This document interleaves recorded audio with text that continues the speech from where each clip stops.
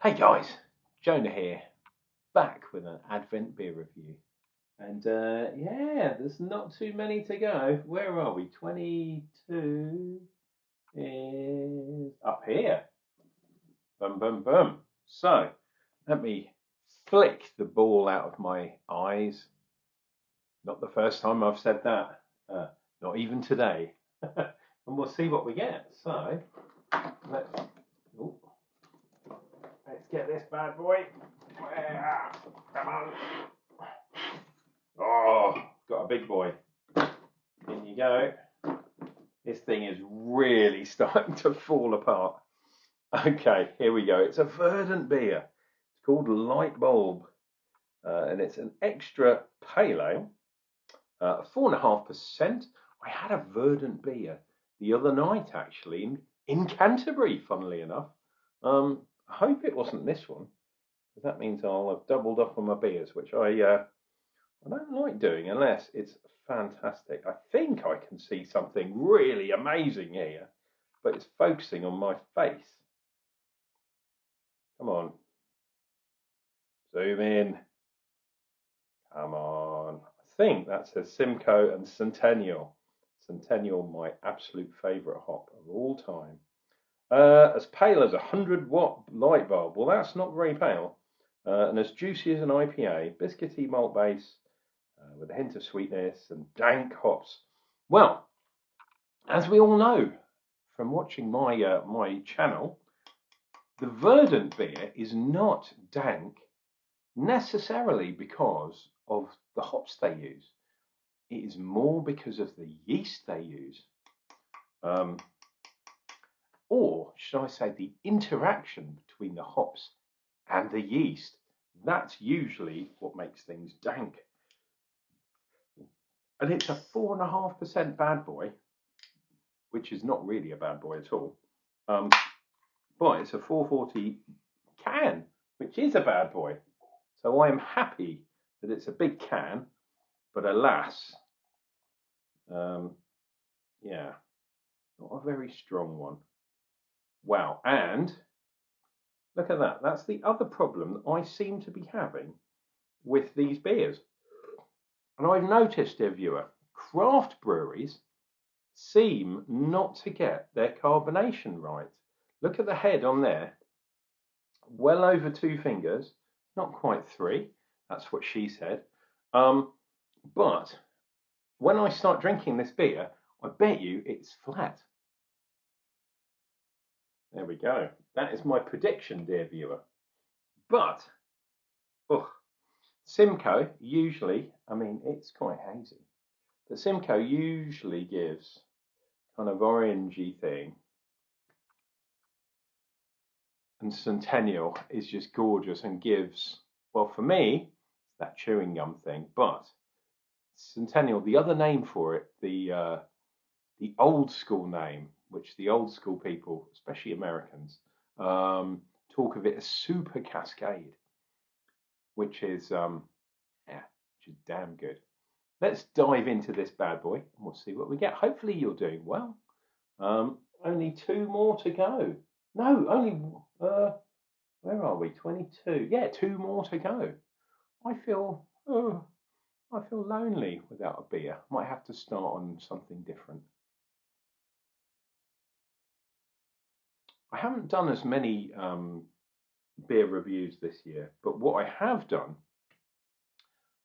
is I've cracked 1,000 beers, 1,000 different beers in the year, which I was aiming to do that last year and it didn't happen. I started off a bit weak. January this year, I didn't do that many beers, but then I really picked it up in the middle part of the year and it's kind of tailed off a little bit. Yeah, according to Untapped, I've had 1,100 and something beers in a year, but I've had some doubled up ones. I've actually drunk 1,300, which is basically over 100 beers a month on average. It's borderline, dear viewer, it's borderline. Anyway, let me dive into this bad boy. If you want to check all that stuff out, join up with me on Untapped, because that's where you find out exactly the beers I'm drinking. Cheers and beers.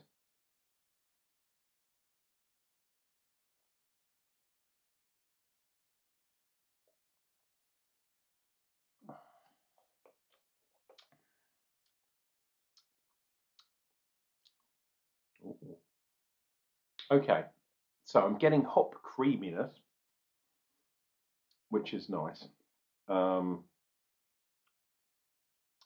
not as thick as I had thought. The citrus is kind of, I don't know. I was expecting orange citrus coming from Simcoe, sorry. But the Cascade, sorry, the Centennial. Jesus Christ, what's in this beer? The Centennial has definitely taken the edge off that kind of juiciness.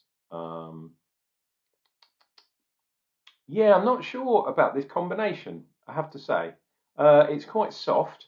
It is less kind of tropically and mosaicy and citry than a lot of the kind of modern pale ales, the hazy pales, should we say.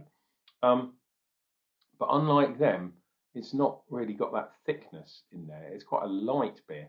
But then, I mean, that's fair enough. It's a pale ale. It's not pretending to be an IPA or anything. But I'm so used to that kind of thick Napa style that when something's supposedly that but isn't, I'm either like, oh, that's weird, or in this case, it's a bit meh. This is more like, pardon me, quite well carved. Yeah, more like a slightly more old school pale ale, an old school British pale ale. Apart from it's hazy, which isn't old school. Yeah, I do actually like the taste. I like the flavours there. It's reasonably light. It's easy drinking. That is the thing that you can be dangerous, but because it's so different to what the public is asking for, assuming the breweries make the beers that people are asking for, this is a bit outside the normal parameters. Verdant do things differently. The other thing is there is no hint of verdantness at all to this beer. Nothing at all.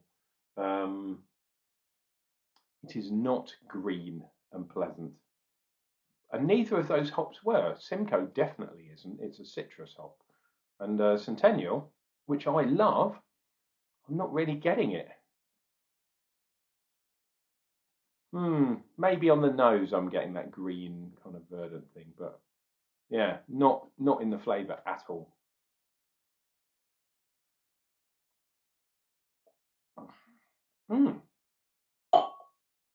Anyway, I'm really glad to have tried that beer. And yeah, for a change, it's a bigger can, which is always good in my book. I'm never going to turn down I don't turn down any beer, to be perfectly honest. But I'm not disappointed by this beer. And that's a good thing. This has been Unclejona drinking a beer from the Beer52 Advent box, telling you what I think of it. Let me know down in the comments down below if you, if you agree or if you disagree. And it will all happen again because I'm going to be doing another one of these beer reviews, and that's going to be coming up real soon.